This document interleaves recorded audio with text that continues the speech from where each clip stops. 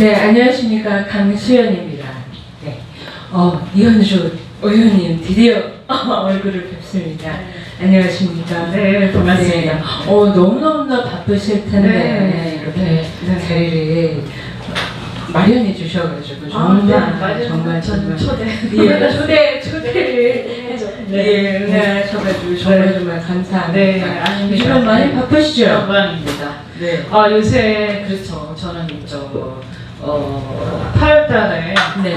미국에 다녀왔어요. 그래서 미국 교포들을 대상으로 시민항영을 하고 네, 왔는데 이제 또 조건 때문에 또 저도 어쨌든 같이 파야 되니까. 그러니까.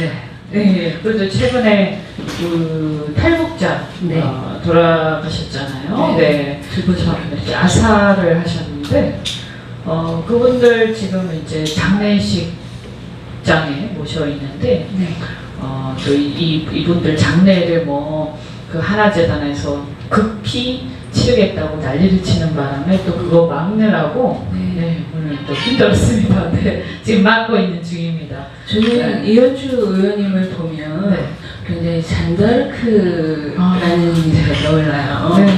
네. 네. 정말 잘 싸우시고 계시고 네. 지금 한국에 네. 많은 분들이 기대를 하고 있는 거는 아시고 계시죠? 네. 고맙습니다. 이력을 지금 이렇게 보니까 네. 법을 전공을 하셨어요. 아. 변호사를 전공하시고 네네. 변호사인데 법을 전공한 건 아니고 사실 불문하고 그랬어요. 네. 네. 어떻게 정치 입문을 하게 되는지 모르시는 분들도 있으실 테고 아시는 분들도 있으실 테고 네. 간단하게 짧게 말씀해 주시면 감사하겠습니다. 네. 우선 제 소개 간단하게 드리면 아까 또 이렇게 좀 전공 얘기하셔서 저는 법 전공은 아니고요. 불문학 했어요. 그래서 학부에서는 불문학을 하면서 제가 또 서양 근대사, 근현대사 네. 또 불문학 해야 되니까 네. 열심히 공부를 해야 되죠. 그 분야를 심리학 이런 거 인문학 공부를 열심히 하다가 어떻게 하다 보니까 또 사실 메시 공부를 시작을 했는데 메시가 안 맞아가지고 사시가 또 유사하니까 또 전환을 했는데 그 과정에서 우리 아버지가 이제 그 와중에 아버지가 IMF 때 망했어요. 그래서 망하는 바람에 제가 정말 젖먹던 힘까지 내서 그냥 있었으면 합격 못하고 사실 폐인됐을지도 모르는데 열심히 또 하게 되어서 그래서 이제 세옹지마죠 인생이 그죠? 네네네. 그래서 그때 이제 사실 붙었고요. 붙고 나서 제가 경제 쪽에 이제 법학인데 경제 쪽을 전공을 했어요. 석사로. 그리고 나서 이제 저는 법학 출신은 아니지만 하여튼 변호사 되고 근데 변호사 되고 나서 제가 사실은 어렸을 때 그 싱가포르에서 우리 아버지가 상사 주재원 하시는 바람에 그래서 이제 초등학교를 다녔어요. 그 바람에 제가 남들보다는 조금 더 국제적이에요. 남들보다는 조금 더. 이제 사실 요즘에 만사님 그러니까. 그래서 변호사를 하는데 국제거래 전문 분야의 변호사를 했고 그렇게 하다 보니까 외국계 회사에 임원으로 갔어요 나중에. 그래서 르노 그룹의 프랑스 회사죠. 근데 불문과 나왔다고 저를 불어를 잘하는 줄 알았는지 사실 잘 못했는데 근데 다행히 그 회사가 영어를 쓰더라고요. 그래서 뽀록이 나지 않고 불어를 하면 큰일 날 뻔했는데 그래서 하여튼 르노 그룹에서 일을 하다가 SO일에 이제 상무까지 하고 그 다음에 정치로 입문하게 됐는데 입문하게 된 거는 아까 제가 아버지가 망했다고 그랬잖아요. 그래서 사실은 이제 제가 굉장히 긍정적이고 낙천적인 성격이에요. 저는 웬만해서는 좌절을 안 해요. 그래서 우리 엄마가 돌아가신 어머니께서 어디에 아프리카 오지에 갖다 놔도 살아 돌아올 독한 사람이 날이다, 이렇게 기록하는 날이다, 이렇게 얘기를 했는데, 네. 그런데 이제 어머니가 예. 너무 고생을 많이 하셨어요. 아버지가 이제 사회 망하고 나서 애들이 막 또 있고 이러니까 네. 이 고생을 안 하다가 또 하면 더 견디기 힘들잖아요. 그래서 병도 앓으시고 막 힘들어하시다가 결국에는 나중에 그때 앓으셨던 병으로 돌아가셨어요. 그래서 어머니가 고생 끝에 이제 결국에는 돌아가시고 나서 저는 이제 그동안에는 사실은 제가 이제 뭐 승승장구할 수 있었던 동기 자체가 네. 이제 아버지가 망하고 다들 힘들어하고 어머니도 막 아프시고 이러니까 내가 장녀거든요. 예. 그래서 우리 집안을 일으켜 세워야 된다. 이것 때문에 제가 열심히 일을 하고 돈을 벌었는데 네. 굉장히 허탈해졌죠. 어머니도 결국 돌아가시고 그러면서 제가 사실 좀 방황을 했어요. 그래서 나는 이때까지 이런 목적으로 살아왔는데 우리 어머니가 돌아가시면서 아버지 IMF 때 그 만나는 것들까지 막 생각이 나면서 이게 굉장히 인간이라는 게 약하고 그 다음에 사회라는 게 말이죠. 이 IMF 아시다시피 네. 물론 전반적으로 피할 수 없는 부분도 있었지만 이 정책을 주관하는 정부가 네. 그런 것들을 이렇게 소홀히 했어요. 국민들의 이 먹고 사는 문제. 네. 그래서 이런 문제들에 대해서 제가 이렇게 굉장히 막 원망을 하고 이러면서 예. 이제 내가 공적인 삶을 살아야겠다고 제가 결심을 했죠. 그래서 이 사적인 이제 내가 잘 먹고 잘 살고 출세하고 이게 아니라 공적인 삶을 살면서 보다 좋은 사회를 만드는데 내가 기여를 해야겠다. 내 능력을 거기다 써야겠다고 생각했는데 사실 저는 그때 근데 처음에 민주당에 갔어요. 네. 근데 왜 민주당 갔냐 제가 몇 번 얘기를 했는데 네.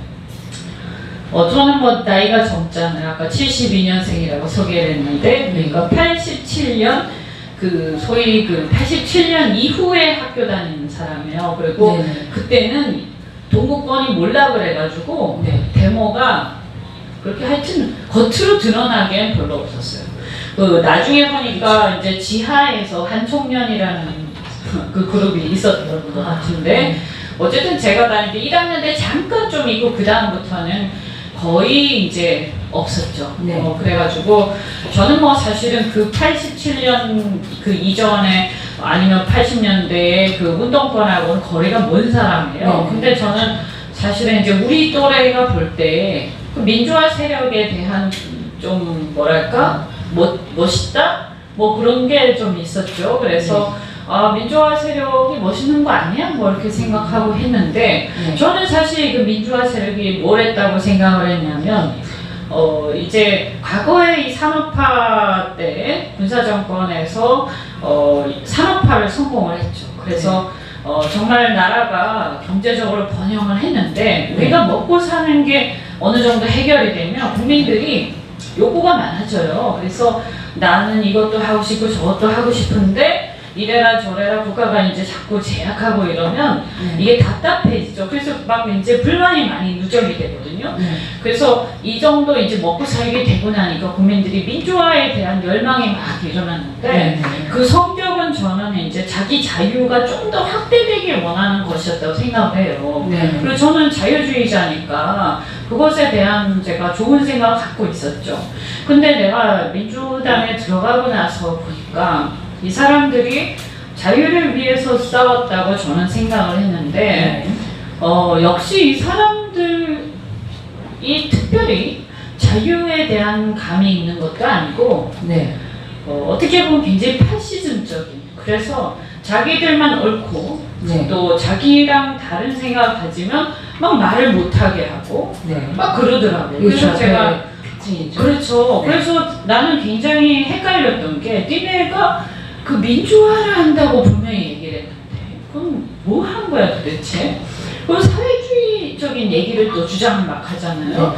그래서 사회주의 운동은 아니었는데 말이지 87년에 국민들이 생각했던 거는 그러니까 실은 사회주의 생각을 하면서 국민들한테는 자유 너무 운동한다고 막 속이고 국민들은 거기 박수를 치니까 권력을 뺏어가지고 그중에 일부 순수한 사람도 있었겠지만 네. 결과적으로 사회주의 사회를 만들기 위해서 노력을 해왔던 거예요. 네. 저는 그렇게 생각해요. 그래서 특히 주사파는 더 심각하죠. 북한하고 연결되어 있으니까 네. 내 생각이요. 그래서 이건 뭔가 굉장히 기형적인 상태다 이렇게 생각을 했죠. 그래서 여러 가지 이제 내부에서 제가 투쟁도 하고 뭐 갈등도 일으키고 막 했지만 결국에 적응을 못하고 나왔어요. 네. 의원, 이현주 의원님이 생각하는 정의라는 게 뭐라고 생각하세요? 정의요? 저 정의라는 말을 그다지 좋아하진 않아요. 왜냐하면 네. 정의는 주관적일 수밖에 없거든요. 예. 그럼 내가 생각하는 정의랑 저 사람이 생각하는 정의랑 다 달라요. 네. 그러니까 그렇죠. 예를 들어서 내가 먹고 살기 너무 힘들어. 그러면 나를 잘 살게 해주는 게 정의예요. 아니면 어떤 경우에는 나는 만약에 언론인이야. 그러면 내 표현의 자유를 극대화시켜주는 게 정의라고 생각해요. 네. 또 어떤 경우에는 뭐 노조나 이런 쪽에서 볼 때는 자기들이 끝발 날리는 게 정의라고 생각을 해요. 그러니까 사람마다 정의가 다르기 때문에 이 정의라는 거를 너무 지나치게 자꾸 내세우는 거에 대해서 저는 자유주의자로서 이 권력을 가진 자들이 자꾸 정의를 얘기를 하면 그 사기일 가능성이 굉장히 높다 이렇게 생각합니다. 제가 왜 네. 정의라는 질문을 드렸냐면 지금 오늘도 지금 굉장히 핫하잖아요. 지금 어저께 예. 네. 어제 제가 막 찾다가 이현주 의원님께서 네. 고발을 하셨다는 그런 네. 거를 제가 접했습니다. 네. 변호사셨고 네. 법을 아시는 그 테두리 안에서 이 사태를 어떻게 생각을 하시는지 네. 거기에 대한 견해를 좀 먼저 묻는 게 네. 낫지 않을까 해서 질문 제가 어제 행동하는 자유시 매체 공동대표를 있잖아요. 그래서 우리 법률지원단의 변호사들하고 그 다음에 백승재 공동대표하고 같이 해서 고발을 했죠. 원래 이제 월요일 날인가 그 사람들이 먼저 4건을 고발을 했고요. 지금 어제 4건을 추가로 고발을 했고 그 다음에 또 추가로 할 겁니다 아마. 그런데 정의 얘기를 하는데 이제 사법정의라는 거는 조금 객관적으로 있어요 사실은. 이제 광범위하게 우리가 정치적으로 정의를 얘기할 때는 굉장히 주관적이고 여러 가지 자기 입장이 다르지만 사법정의는 어쨌든 있는 거죠. 그게 무슨 얘기냐면 이제 법을 위반하지 않는 것, 그 다음에 법을 그러니까 신상필벌이 바로 사법정의죠. 그래서 잘못한 사람한테 처벌을 하고 잘못하지 않은 사람은 구제해주기 이게 이제 사법정의인데 조국 같은 경우에는 사실은 이거 정말 상상을 뛰어넘죠. 이럴 거라고 생각한 사람이 과연 있었을까? 근데 이 사람이 지금 한 여러 가지 지금 의혹이라고는 하지만 몇 가지는 의혹이 아니라 팩트가 확인된 거예요. 그죠? 그래서 팩트가 확인된 것만 보더라도 명백하게 잘못된 것들이 몇 개가 있는데 그 중에서 특히 그 가족 사기에 가까운 이 사모펀드, 그죠? 사모펀드 이거는 저는 사모펀드 그 다음에 또 자기 가족들이 돌려막기 하면서 채무 면탈하고 막 했던 그 웅동학원의 그 채권 관련된 것들, 그 다음에 또 이 딸의 어떤 입시와 관련된 이거 이 3가지는요 다른 걸 다 떠나가지고 저는 이건 하나만 해도 어마어마한 사건. 그래서 이거 특수부의 무슨 게이트 수사 비슷한 것 같거든요. 그래서 저는 이거 조국 게이트라고 불러요. 이건 게이트입니다. 게이트. 정권 차원의 게이트예요. 이게 말이 안 되는 짓을 한 건데 우선 뭐냐면 뭐 간단하게 그 3개만 말씀을 내용은 아실 테니까 간단하게 그냥 말씀드리면 그 사모펀드 이거는 이 거의 가족 펀드예요. 가족 펀드. 그러니까 수수료도 별로 받지 있지 않고 이 사람들 그냥 바지로 내세워놓고 제가 볼 때는 그리고 실제로는 자기 가족들이 펀드를 운영한 거예요. 네. 근데 원래 이렇게 하는 것 자체가 제가 볼 때는 자본시장법 위반의 가능성이 높아 보이고요. 그런데 자기 가족들이 이 펀드를 운영했는데 이 펀드 가지고 뭐 했냐? 결국 보니까 여기저기 이제 투자를 했는데 특히 거기서 38%를 지분을 획득한 회사가 무슨 무슨 그 가로등 이렇게 가로등 설치. 그 전멸 가로등. 네. 그러니까 그건 뭐냐 하면 이제 가로등이 밑에 자동차가 지나가면 켜졌다가 없을 때는 꺼지고 뭐 이런 건 것 같아요. 근데 그 가로등을 설치한 회사예요. 만들어서 이제 제조하고 설치한 회사인데 이 회사는 이 가로등이라는 것은 누가 발주를 하겠어요? 정부 공공기관이 할 거 아닙니까? 지자체나. 그러니까 사실은 자기가 이제 자기네들이 정권을 잡고 나서 그 교체 사업이 많이 있을 거 아니에요. 그러니까 거기에서 주로 돈을 벌어들이는 거죠. 그러니까 제가 볼 때는 가로등 교체 사업에 대한 어느 정도의 정보를 알고 이거를 갖다가 투자한 게 아닌가. 그리고 이제 전멸기라는 것은 그런 어떤 가로등으로 많이 교체가 예정되어 있었던 거 아닌가 이런 의심이 들고 그럼 그걸 자기가 근데 보통 직접 투자하잖아요. 그죠? 근데 직접 투자를 안 하고 또 교묘하게도 펀드를 통해서 투자를 해서 이 회사의 주주명부에는 본인이 안 나와요.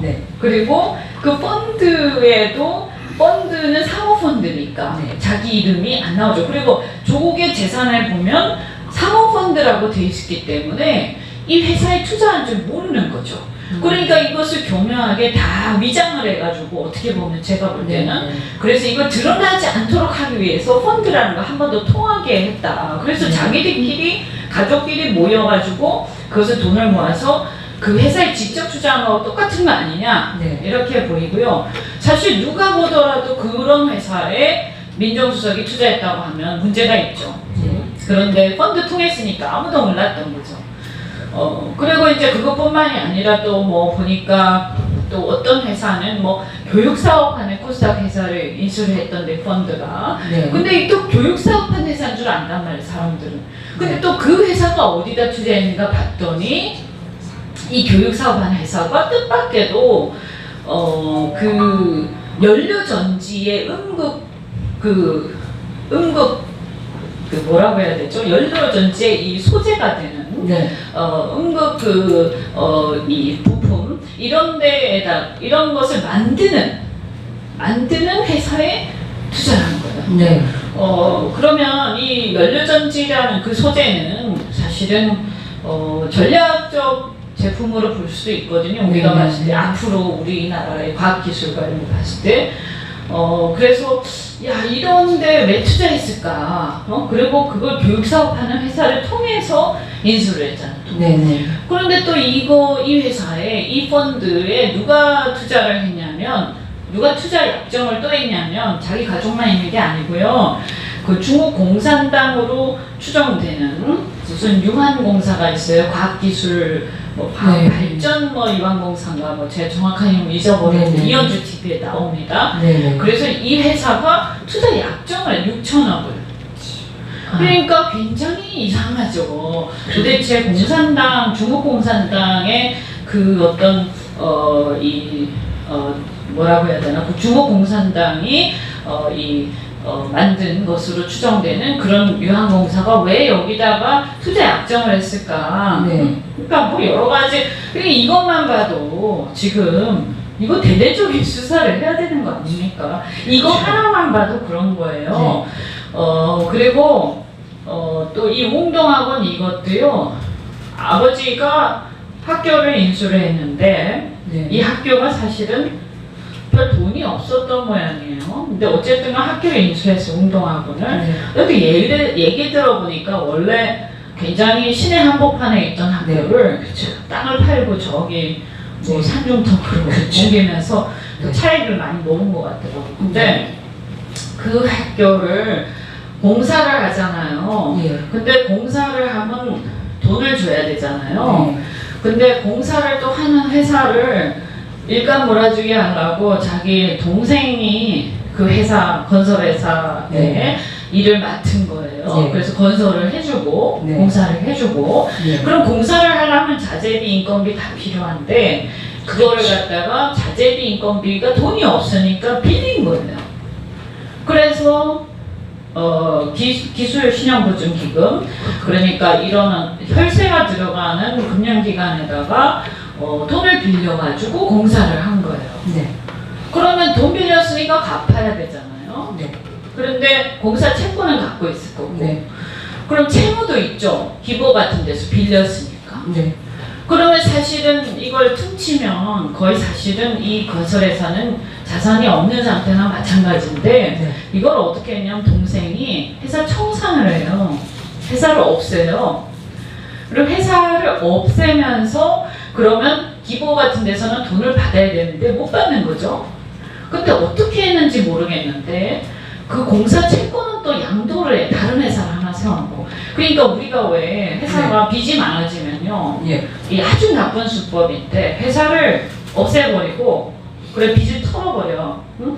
그 다음에 회사가 갖고 있는 자산만 빼돌려가지고 다른 회사를 하나 세우는 이런 게 있단 말이죠. 근데 이건 굉장히 뭐 새로운 네, 그게 굉장히 나쁜 짓이에요, 이거는. 근데 이런 짓을 한 거죠. 예. 그래서 채권을 양도받아서 다시, 근데 이 양도받은 채권을 확인을 받아야 된다고 생각을 했는지, 왜 확인받았을까? 이 학교는요, 청산하면 청산 대금 있잖아요, 남은 돈. 그거를 회수를 못해요. 네네. 이사장, 재단에서. 예. 그래서 출연하고 나면 끝이거든, 거의. 네. 그러니까 우리가 사립학교를 이 하고 나서 사립학교가 구조조정 되고 싶어도 구조조정을 못하는 이유가 안 되는 이유가 예. 투자자금 회수가 안 되거든요. 출연 자금이. 그러다 보니까 사립학교가 정말 부실하대도 다 그냥 널브러져 있는 거예요. 이런 문제가 대부분의 사립학교가 그래요. 그런데 얘네들은 내가 보니까 이 출연금 회수를 못하는 거를 회피를 하려고 그런 네. 것 같아. 그래서 공사 채권 소송을 하는 거예요. 네. 그러면 나중에 청산되면 이 채권 집행해버리면 되잖아. 그죠? 네. 그렇게 회수를 하려고 했던 것 같아. 그래서 이 조건 씨 그 동생이, 응? 그 동생이 이제 이 채권을 갖다가 가지고 판결을 확정을 받아서 판결을 들고 있는 거지. 나중에 회수한다고. 그러니까 탈법행위 이건 내가 볼 때. 근데 이제 그러고 나서 또 10년 있다가 다시 또 그거를 자기 부인한테로 빼돌리고 다시 또 청구해서 이자까지 붙여갖고 이제 100억짜리가 됐어. 원래 공사 대금이 10몇 억이었는데 100억짜리 소송이 돼가지고 판결문을 갖고 있는 거예요. 그러니까 이거는 근데 그때 조국이 뭐였냐? 학교에 이사로 있었거든요. 재단 이사. 아버지가 이사장이었고. 네. 그러니까 이거는 가족 단위의 사기예요. 근데 가만히 생각하면 이 사람들은 학교에 그 공사를 할 돈도 없어서 빌린 거예요. 이 돈은 다 어디서 나왔냐? 기부에서 나온 거예요. 예. 그러니까 원래 돈도 없으면서 기부해서 돈 빌려서 해놓고 띵겨 먹은 거야. 쉽게 말해서. 네. 그러고는 이제 자기들은 지금 100억 넘는 채권을 가진 거지. 말도 안 되는. 웃기는 이게 너 어디서 갑자기 100억으로 풀어나가지고 엄청난 부자가 돼버린 거예요. 그러니까 이건 저는 보면서 일반적이지 않죠. 야 이건 꾼이다 꾼. 꾼이다 꾼. 전형적인 꾼이다. 네. 이거는 대대적인 이건 압수수색해서 제대로 수사해야 되는 거예요. 그러니까 이것만 그런가요? 딸은 어떻고 우리 뭐 잘 아시잖아요. 일단 아들 다. 그래 딸 같은 경우에도 제가 보면 부산 의전은 네. 그냥 해줬겠어요. 그게 그죠? 자금 왜 줬겠어요? 다 낙제한 애를 말도 안 되죠. 그러니까 결국에는 뇌물이죠. 뇌물. 자금이 그렇죠. 뇌물인 거예요. 그러니까 이 자금을 주면서 이 교수가 야 내가 조국의 끝발로 어디 좀 가야 되겠다라는 생각 다 하고 있었던 거죠. 네. 저는 그렇게 보고요. 그러니까 돈을 그렇게 말도 안 되게 준 거예요. 그래서 이건 사실상 뇌물의 성격이다. 그래서 제가 그 정유라 건하고 사람들 비교를 많이 하잖아요. 그렇죠. 그래서 말 빌려줬다고 구속됐는데 네. 압수수색 했잖아요. 2대. 그죠? 근데 그때는 그냥 좀 신경 썼다 이런 것만 있었지 특별하게 뭘 했다는 아니었단 말이죠. 그런데 이번에는 아예 했잖아요. 이게 입학 부정을 네. 한 거 아니에요. 그 논문 자체도 엉터리고 보니까 네. 걔를 위해서 만든 논문이고 그 논문 가지고 사실은 입학한 거고. 네네. 그러니까 이 전반적으로 뭐가 떨어졌나? 네, 전반적으로 제가 볼 때는 네.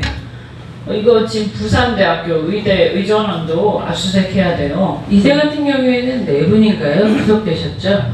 교수님들. 그쵸. 네. 근데 뭐 이것보다 훨씬 사실은 덜하죠. 네. 네, 요새 그 네티즌들이 이야기하는 게 정유라는 말이라도 잘 탔지. 그렇죠. 네, 이 하더라고요. 친구는 논문도 자기가 쓴 게 아니고 네. 보니까 제가 볼 땐 그런 것 같아요. 자기가 쓴 게 아닌 것 같아요. 자기가 썼으면 어떻게 낙제를 하겠어요. 그런 논문을 쓴 사람이. 네. 그리고 이 친구는 어쨌든 전혀 택도 아닌데 그냥 들어갔던 거 아니냐. 그리고 참 딸도 되게 괴로웠을 것 같아요. 자기 실력이 안 맞는데 가가지고 얼마나 힘들었을까. 그래서 낙제됐으면 이제 고만 다니고 싶었을 텐데 고만 다니지도 못하고 계속 장학금 받아가면서 계속 있어야 되니까. 그러니까 이거는 아버지가 몰랐을 수가 없죠. 왜냐하면 의전원 부산대 의대가 보니까 조국이 그 민정수석실에서 그 네. 의대의 그 유력한 교수님을 주치의로 내정했잖아요. 임명했잖아요. 네. 그러면 민정수석실에서 주치의 임명한 거 아니에요? 네. 그러니까 조국이 부산대하고 굉장히 부산대 의대하고 아주 밀접한 그런 관계가 있었던 것 같아요. 그래서 네. 어떻게 보면 거의 뭐 심하게 얘기하면 아주 문재인 정권 내지 조국 그 세력에 예. 아주 그냥 속을 비슷했던 것 같다 거기가. 네. 그 제보가 좀 많이 들어왔으면 좋겠어요. 그러게요. 어쨌든 이거는요, 저는 조국은 제가 그 전에 무슨 자기가 사회주의 민주혁명 운동 해놓고 민주화 운동 했다길래 네. 민주화 운동 그 사기치지 말라고 제가 그랬어요. 그래서 네. 사회주의 운동 가지고 자꾸 민주화 운동인 것처럼 얘기하면서 네. 내가 독재와 저항했다. 독재와 저항한 게 아니에요. 사회주의를 하려고 그 국민들 다 속이고 그냥 거기서 있었을 뿐이지. 그러니까 그것 때문에 지금 우리가 이렇게 힘든 거 아니에요. 그러니까 저는 그런 사기를 치는 거, 그 다음에 무슨 죽창이니 뭐니 하면서 무슨 일이 있을 때마다 국민들을 집단적으로 선동하는데 이 사람이 가만히 보니까 자기하고 조금만 다르면 전부 다 친일파야. 응? 그러니까 이런 식으로 남을 낙인 찍어가지고 친일파다 뭐 이렇게 자기는 빨갱이로 얘기하지 말라고 그러지만 그 똑같은 거예요. 너는 친일파야. 이게 이제 파시스트거든. 파시스트. 응? 그래서 이 사람 파시스트인 줄 알았는데 제가 보니까 파시스트 사회주의자는 그나마 사치야. 그 사람한테. 제가 볼 때 뭐냐, 이 사람은 그 타락한 패션 작가, 타락했어. 저는 개인적으로 굉장히 기대했던 게 예전에 이현주 의원님이 네. 부산에서 한번 한판 진짜. 네. 한판은 너무 시시해질 것 같지 않아요? 네. 이제 내가 붙으면 당연히 이기겠지만 네, 그렇죠. 그 전에 비해서 너무 시시해질 것 같아요. 저런 모모씨를 내가 네. 저런 애를 나를 붙이려고 보냈단 말이야. 이건 나에 대한 모욕이야. 거의 그런 거죠. 그죠? 네. 알겠습니다. 네. 근데 이현주 의원님이 보시기에 이렇게 비리와 이 악으로 똘똘 뭉친 지금 준사파가 장악을 했다고 해도 과언이 아닌 이 문재인 정부에서 그 국민들이 싫다고 하는데도 임명을 하잖아요. 네. 지금. 근데 이 조국 건도 임명을 하실 것 같으신가요? 저는 문재인 대통령은 할 것 같아요. 네. 왜냐하면 이 사람은 문재인 대통령은 정상적 사고가 좀 안 되는 것 같거든요. 그래서 특히 저는 이때까지 조국이 문재인을 많이 움직여왔다 이렇게 생각하는데 네. 문재인 대통령이 조국에 대한 의존도는 매우 크다 이렇게 네. 생각합니다. 그래서 아마 차마 못 자랄 것이다. 본인이 사퇴하지 않는 한. 또 한 가지 조국을 왜 저렇게 조국한테 빚을 지고 있냐. 이 사람이 문재인이 당대표가 될 때, 사실 문재인이 당대표 되기 전에는요, 네. 크게 힘이 없었어요, 민주당 안에서. 네. 그리고 저 같은 비주류나 이렇게 반문 세력들 또는 이제 자기를 싫어하는 사람들한테 굉장히 많이 시달리고 있었거든요. 네. 그런데 그래서 안 될 거라고 생각했는데 룰을 바꿔가지고 됐죠. 당대표가 되고 나서 당에 이제 대통령 후보가 되려면 또 경선을 통과해야 되잖아요. 그래서 당대표 된 다음에 룰을 또 바꿔요. 바꾸고 막 하는데 네. 그 과정에서 최고위원이랑 전당대회에서 최고위원들을 전부 자기 세력으로 쫙 100% 깔 수 있는 네. 그런 식으로 전당대회를 다 바꿔버렸어요. 그래가지고 주류 그 친문 세력이 100% 다 최고위원을 차지했죠. 옛날에는 반문이 그래도 반문이나 비문이 한 40% 정도 됐었거든요. 네. 근데 전부 자기 세력이 다 돼버리고 그래서 이제 당이 이제 분당되는 사태까지 왔는데 결국 자기가 대통령 후보가 된 거죠. 그래서 조국이 그 룰을 만들었어요. 혁신위원회에서. 네. 실세였는데 그때 이제 조국에 대해서 이렇게 보니까 조국이 모든 거를 룰을 바꾸고 하는 걸 하더라고요. 그래서 그 사람에 대한 그 채무의식이 굉장히 있을 거고 문재인은 쉽게 버리기가 힘들 거라고 저는 생각하는데 네. 임명을 하든 안 하든 레임덕은 올 것이다. 네. 임명을 못하고 사퇴를 해도 타격이 있을 것이고 임명을 해도 민심에 역행하잖아요. 이거는 사실 민주당 지지층도 문제의식을 많이 느끼는 걸 거예요 아마. 그래서 이렇게 되면 레임덕의 어떤 발화점이 되지 않겠나라고 네. 저는 생각을 합니다. 그래서 이 사안을 아주 지독하게 물건으로줘야 돼요. 네. 이건 게이트예요, 게이트. 그냥 인사청문회가 아니고 게이트.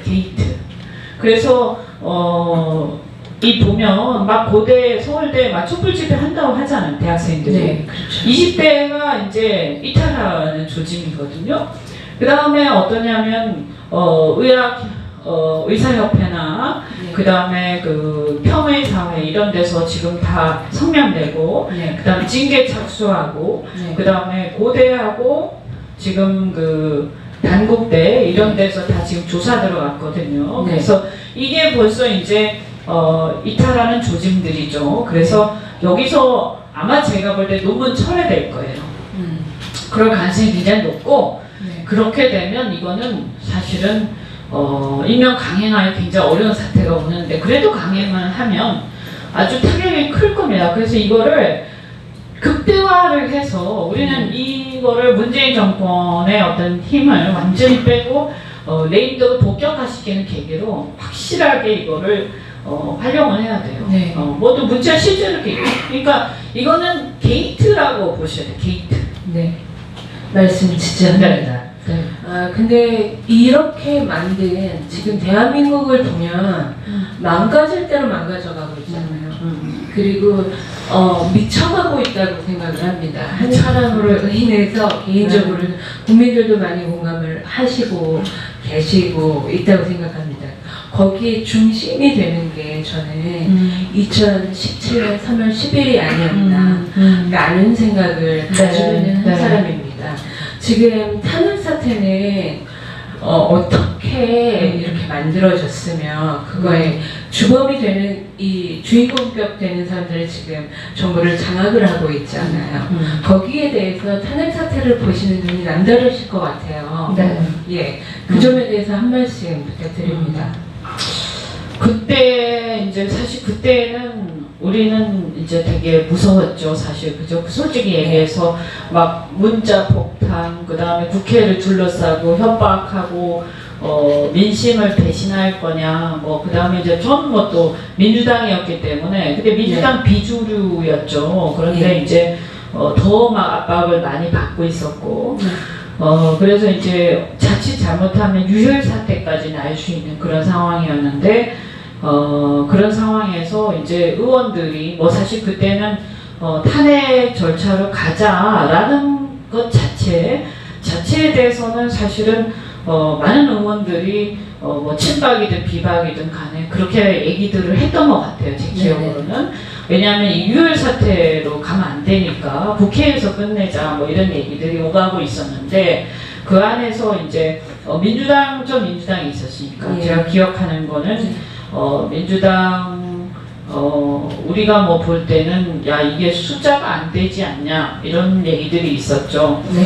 그런데 그러니까 새누리당에서 숫자가 된단다 뭐 이렇게 이제 의총에서 이렇게 얘기가 있으면서 탄핵하는 쪽으로 이제 갔는데 지금 와서 생각해 보면 우리 뭔가에 홀린 것 같은 그런 분위기였던 것 같아요. 사실 뭐 너무나 당연하게 탄핵하는 쪽으로 갔던 것 같거든요. 근데 일단 막 무슨 막 그 방송 특히 JTBC 방송에서 막 나오는데 완전 거의 마녀처럼 됐던 것 같아요. 마녀 사냥. 거의 진짜 마녀 사냥이죠. 지금 생각해 보면. 그래서 자기는 아무것도 모르고 거의 바보고 최순실이 모든 걸 조종하고 그래서 연설문도 최순실이 다 이렇게 하고 그냥 써주는 대로 읽고 뭐 이런 정도 수준으로. 근데 거기에 굉장히 왜곡과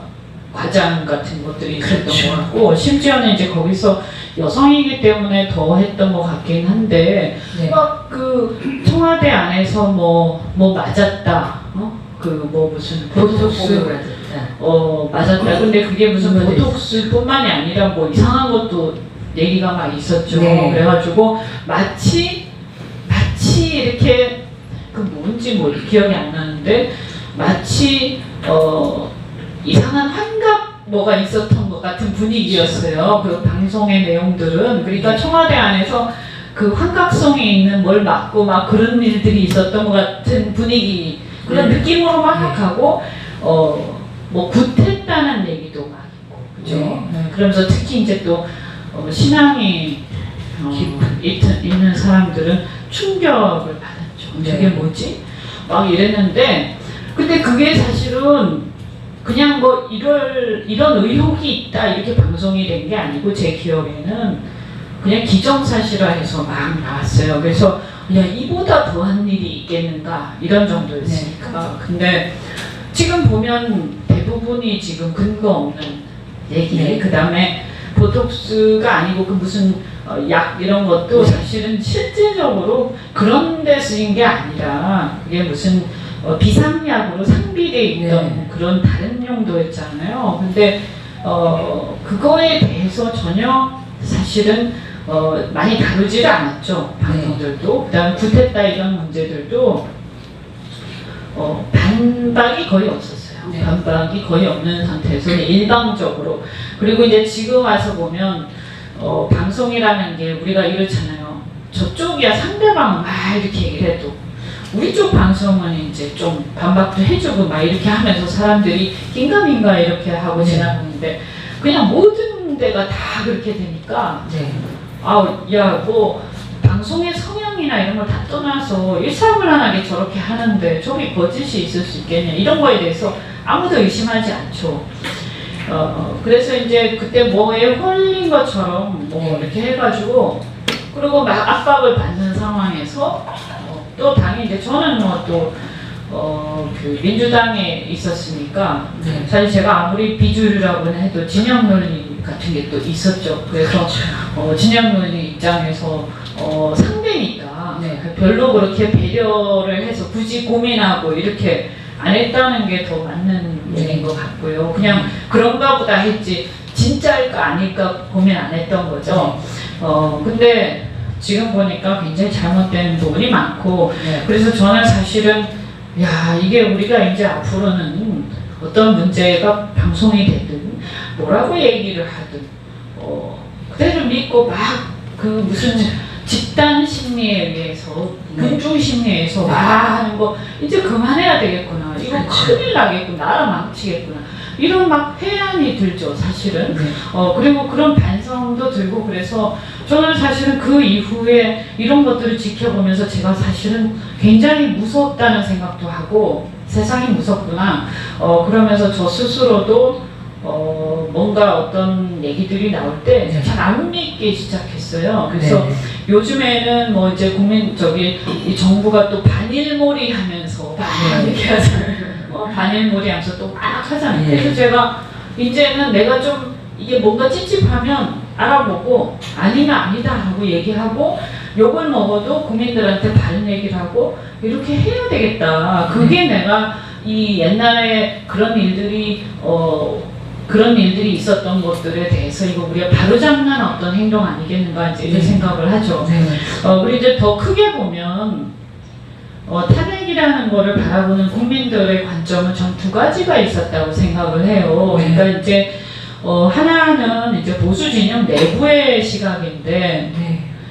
그쪽에서 이제 찬성하는 사람들의 입장은 이렇게 막 뭔가 뭐죠 공천과 관련해서 막 잡음이 일어나고 여러 가지가 네. 있으면서 뭔가 이 보수 세력의 어떤 그런 퇴행적인 행보들 네. 이런 것들에 대해서 사실 어떻게 보면 새누리당 자체를 탄핵하자라는 그런 어떤 그런 좀 느낌도 좀 있었던 것 같고 네. 그 다음에 이제 사실 좌파 입장에서 보면 뭐 나처럼 이제 그냥 진영 논리에서 와 해갖고 하는 사람도 있었겠지만 또 일부는 저는 이런 걸 기화로 해서 체제를 엎어버리자 이런 생각하는 사람들도 있었던 것 같아요. 네. 근데 저는 문재인 세력이 그런 부류였던 것 같거든요. 네. 그래서 결과적으로 이제 자기들이 정권을 잡고 네. 그 다음에 그냥 일사천리로 그런 길로 가는 거죠. 네. 그래서 지금 그 길로 가고 있다. 제가 볼 때는. 그래서 그 길로 가고 있기 때문에 이걸 그대로 놔두면 체제 정복하는 쪽으로 저는 갈 거라고 봅니다. 네.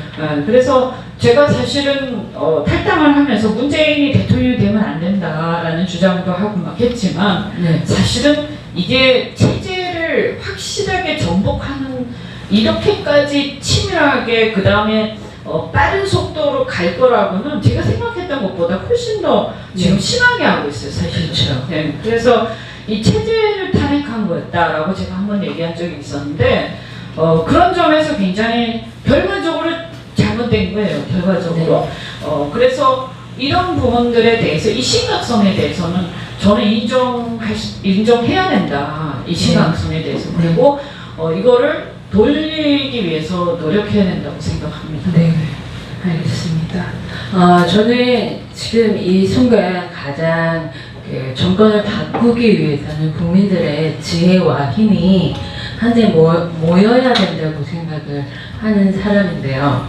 지금 8일 때 미국에 가 계셨나요? 그때 LA에서 제가 시국 강연을 했죠. 그러시군요. 네, 8.15 기념이랄까 하여튼 시국 강연 해달라고 네, 그래가지고요. 네. 많은 태극기를 네. 드신 분들이 광화문을 가서 네네. 체험하셨어요. 봤어요. 유튜브 예, 통해서 예, 예. 봤어요. 네. 유튜브를 통해서나 페이스북에 사진이 올라왔는데 네, 대단하더라고요. 네, 네. 언론에서는 그걸 다 3,000명이라고 3,000명이라고 네. 보도됐던데 네. 그나마 보도 한 대가 그런 거죠. 네. 어떤 데는 아예 광화문에 우파 집회는 아예 없고 네.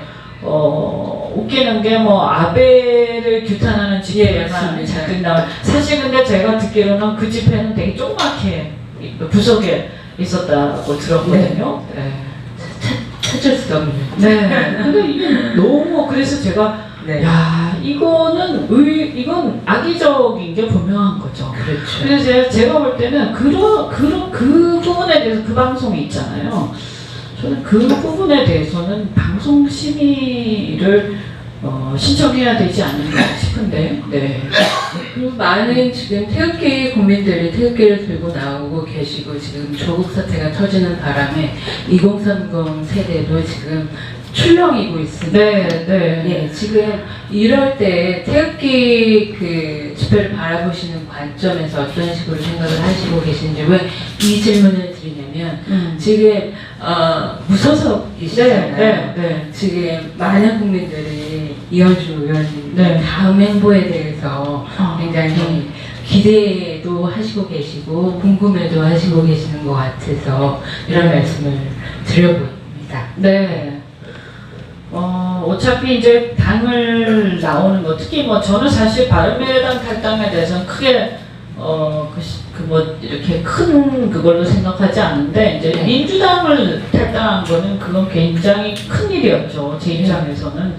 근데 그때 이제 더군다나 뭐 당에 어떤 문제가 있었던 게 아니라 집권이 점점 확실시 돼가는 과정에서 내가 불쑥 혼자 탈당했기 때문에 어떻게 보면 잘 나가는 집안에 이제 막 들쑤셔 놓은 그런 꼴이었는데 근데 이제 그때 나올 때 제가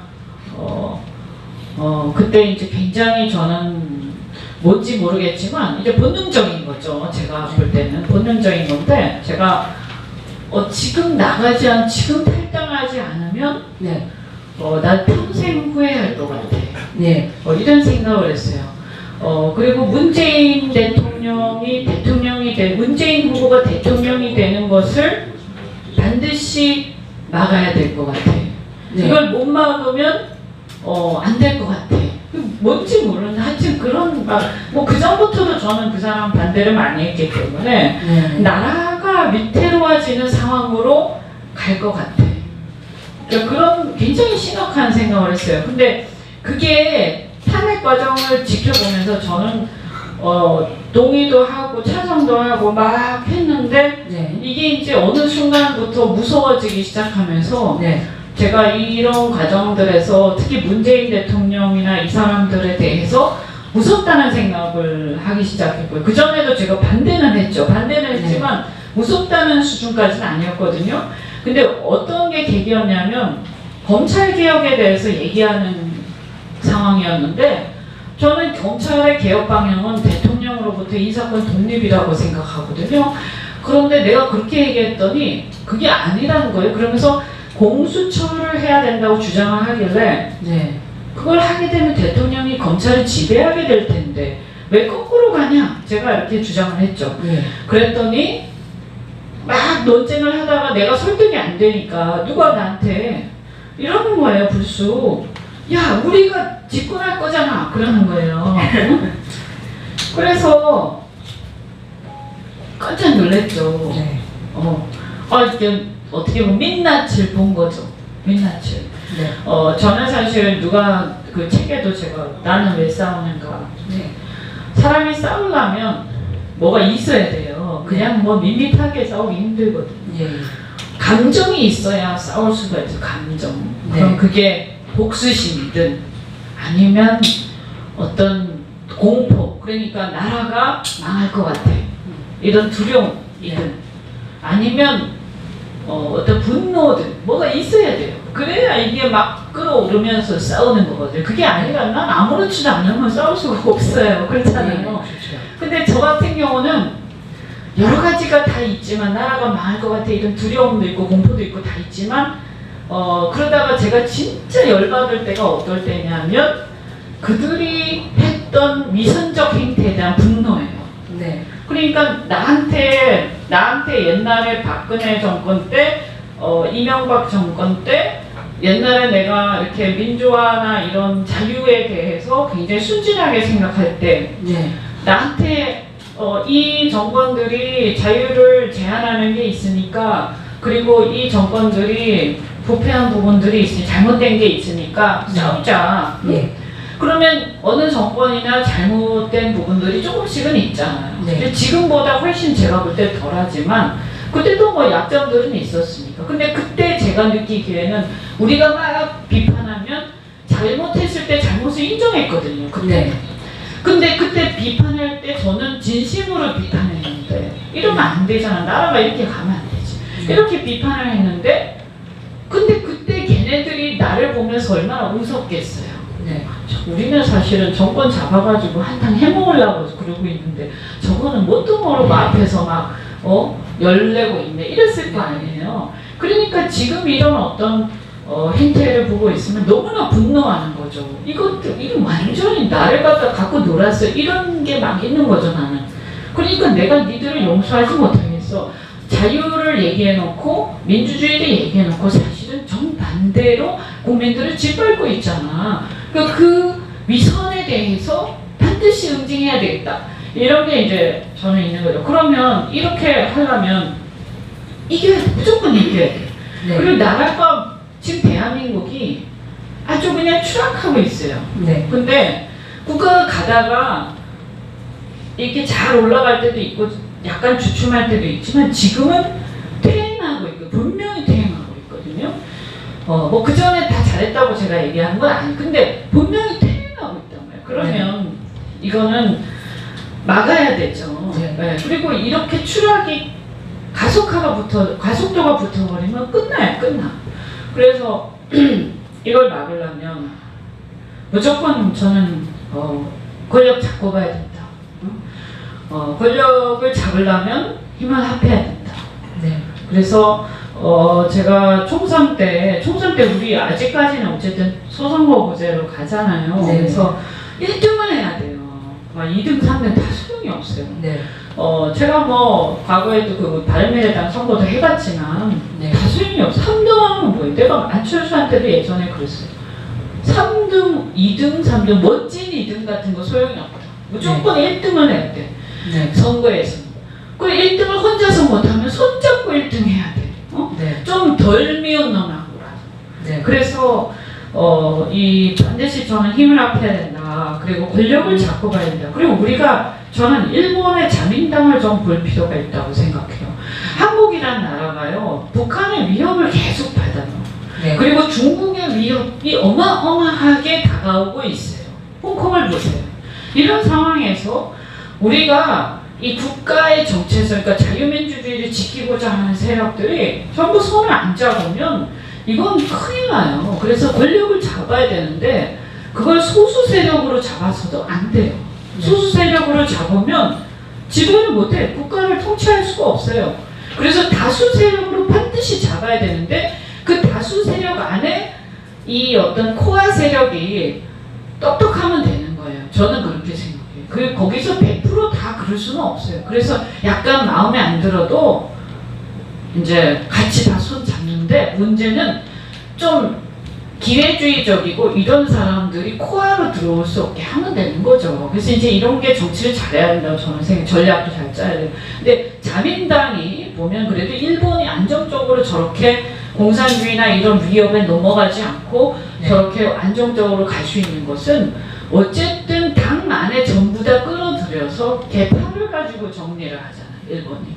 저는 우리나라도 어쩔 수 없지 않아요. 우리가 유럽처럼 한때는 저도 다당제가 괜찮은가 이런 생각도 했지만 여러 당이 난립해봐야 좀 그냥 그 이상한 놈들이 그거 하게 돼 있어요.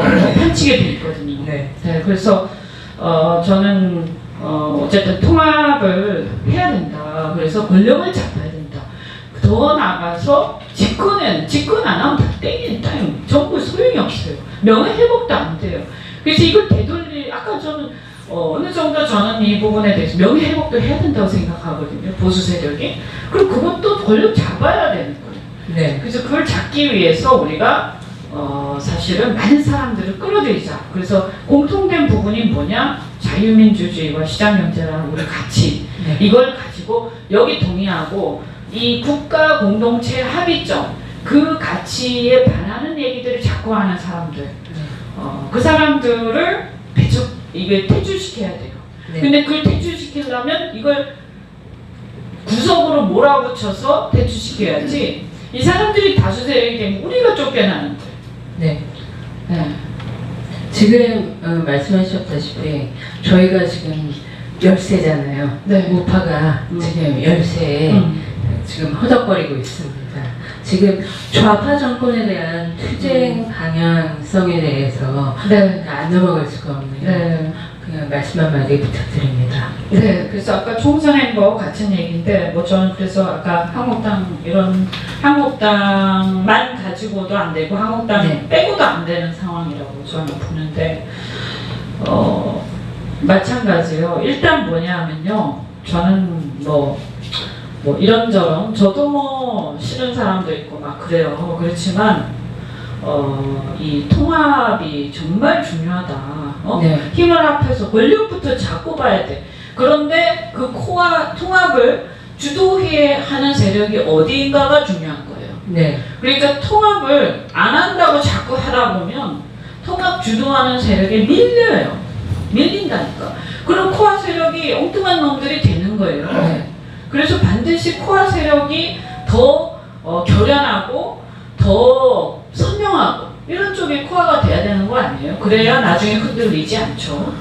그러니까 이걸 피할 수 없을 때, 우리가 운명을 피할 수 없을 때는요, 먼저 맞닥뜨리고 치고 나가야 돼요. 네. 그렇게 해야 된다. 그래서 이 통합을 반드시 주도해서 만들어내야 된다. 근데 이 통합에 대해서 혹자는 자꾸 무슨 뭐 유승민, 안철수 이러면서 이제 막 여의도 얘기를 해요. 근데 네. 저는 그건 나중 얘기고 네.